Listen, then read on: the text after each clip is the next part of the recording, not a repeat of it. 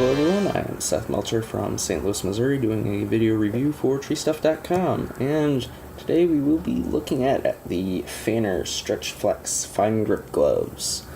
I've had these for a couple weeks. I've been using them just about every time I climb, using them exclusively for climbing work, no groundwork, no brush dragging, no rigging, nothing like that, just straight up climbing work.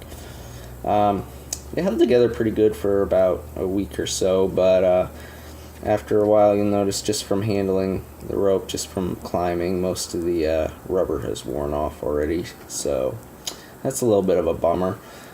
They worked great for a while. They still do work pretty decently for considering the condition they're in.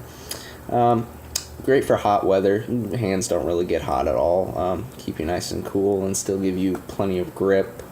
And it really helps out when whether you're pulling on a pruner rope or you're just trying to get into a tree, or I've used them in some rougher trees like hackberries just to keep your hands from getting beat up pretty bad.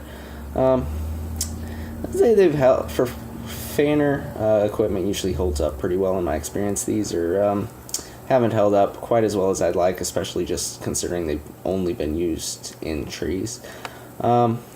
But for $5, they're not bad.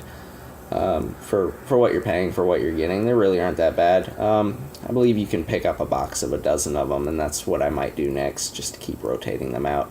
Because aside from the durability, they're some very good climbing gloves. I mean, the grip you get is second to none. I didn't really feel held back by these gloves. Instead, I felt like they actually helped me to do my job better. So, yeah, not bad. I mean, the durability comes with the territory with these kind of gloves. So, if you're looking for a glove for a in-tree climbing use glove that's going to give you a lot of grip, pretty good. But if you're looking for a durable glove that'll hold up for months of use, it'd be best to look elsewhere.